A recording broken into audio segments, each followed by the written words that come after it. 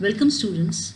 I'm Dr. Sonu Shiva, Associate Professor, Department of English, Government Dungar College, Bikaner. This session is for BA Second Year, English Literature, Paper First. In the first paper, you have dramatic monologue as your literary term. And this session, we are going to see what this term means. Dramatic monologue. What is monologue? From the word itself, mono, you must be familiar with the mono acting.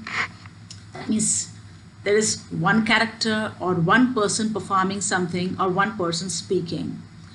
Monologue in literature and drama, an extended speech by one person. So remember this thing, monologue means a speech by one person.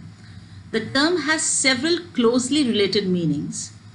And in a similar manner, soliloquy is also a speech by one person. So you can say that soliloquy is a type of monologue in which a character directly addresses an audience or speaks his thoughts aloud while alone or while the other actors keep silent. So it's a stage device. Soliloquy is a stage device in which there are other characters standing, they are present over there, and one person, one character comes forward on the stage and he addresses directly to the audience whatever he's thinking about. So that's also a type of a monologue. And basically, up till now, you must understand that monologue is a speech by one person. There's one more type of a monologue, that is interior monologue.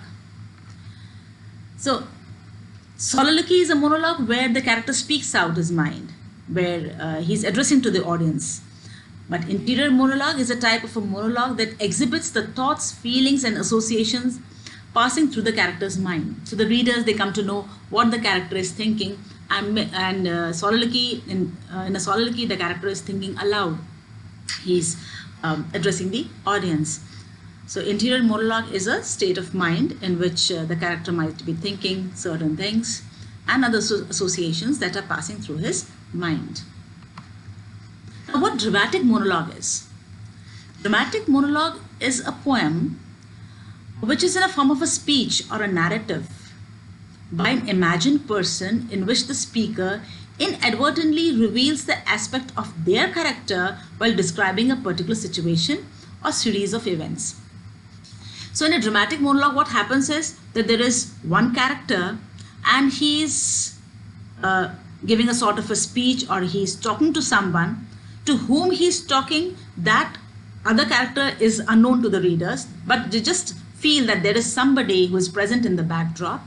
And this character, he's talking about certain situation, but meanwhile, in this due course, he reveals his own character through his speech.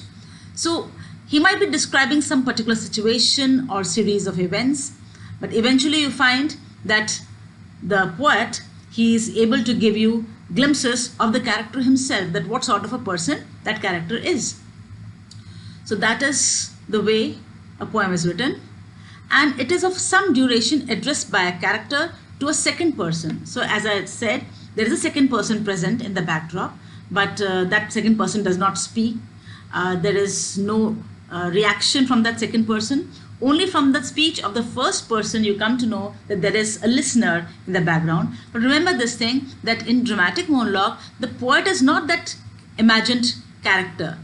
Poet uses this character to speak out, to narrate something. And the rhyme scheme is not important in dramatic monologue. Origin.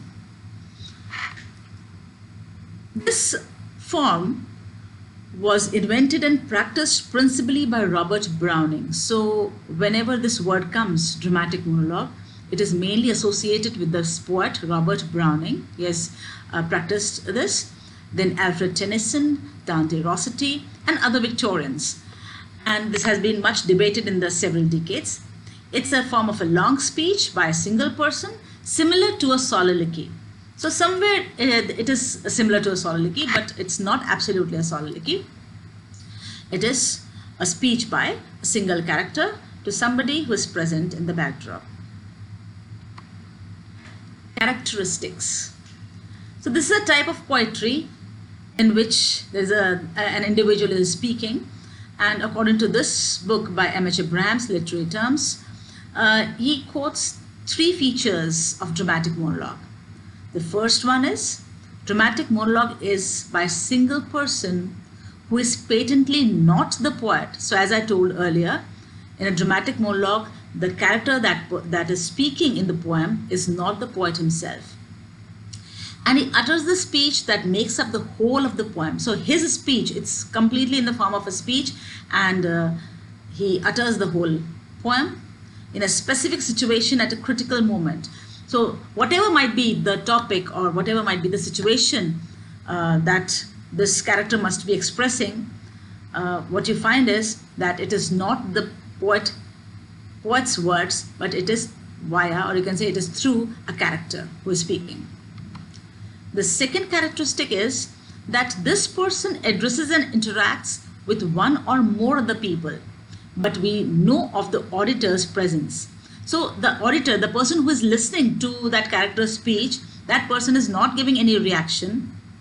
That person is not at all giving any sort of answer, but somehow with the interaction of this character, we come to know that there is somebody who is present in the backdrop and listening to what he is saying, and what they say and do only from the clues in the discourse of that single speaker. So the speech of this single character, it gives us, or it gives the reader, a clue that in this discourse somebody is present as a listener. And the third characteristic is that the main principle controlling the poet's choice and formulation of what the lyric speaker says is to reveal to the reader, in a way that enhances its interest, the speaker's temperament and character. And this is really interesting, that as that speaker is saying, or it's revealing to the reader the situation, what interests the reader is that we come to know about the speaker's temperament and character through the speech that he is giving, or through the dialogues that he through his monologue, rather, not the dialogue. Through his monologue, we come to know that what his temperament and his character is. So this makes readers interest. It drives readers' interest towards the poem. This is the main principle controlling factor of dramatic monologue. Now, dramatic monologue has been influenced by plays and novel. So because in novel also, when you read a novel, when you read a play, what you find is different form of characters revealing themselves. In the same manner, dramatic monologue is that poetic form which reveals about the character, or which deals with the characterization. So dramatic monologues have been influenced by novels and plays, and particularly as a means of characterization.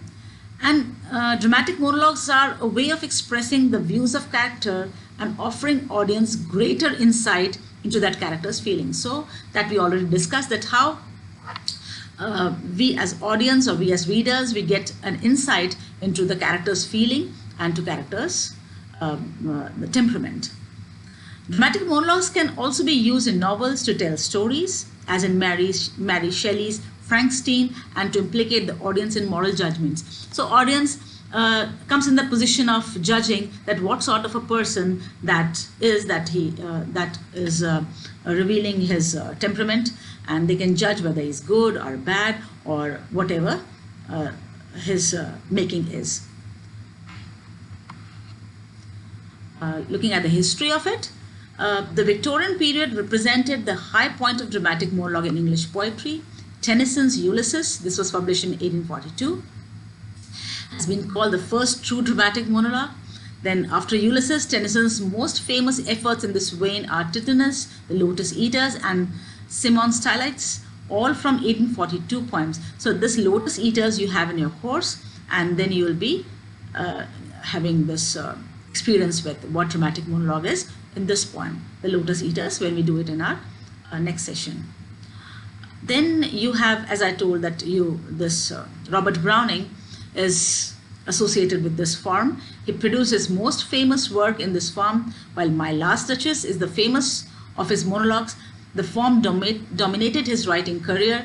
The Ring and the Book, Fra Lippo Lippi, Caliban upon the Stibors, Soliloquy of the Spanish Cloister, and Porphyria's Lover, as well as other poems in Men and Women, are just handful of Browning monologues. So these are some of the famous monologues written by, dramatic monologues written by Robert Browning. So these two poets, you have Tennyson's Ulysses, The Lotus Eaters in your course. Thank you.